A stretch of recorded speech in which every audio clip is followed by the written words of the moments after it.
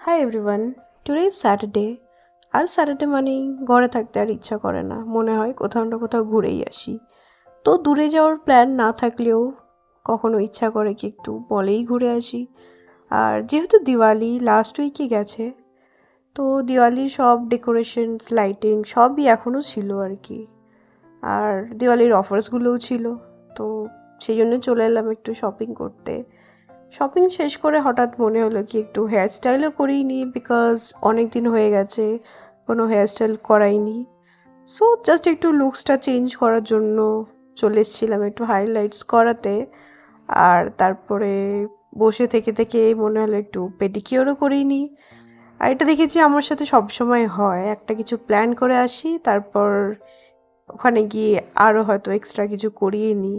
I think এটা সবার সাথেই হয়। তো যাই হোক, নেল পলিশ ড্রাই হয়ে গেছে and this is the final look. জানি না কীরকম লাগছিল দেখতে। আর তারপর একটু হালকা বার্গার খেয়ে আবার বাড়ির দিকে চলে গেলাম।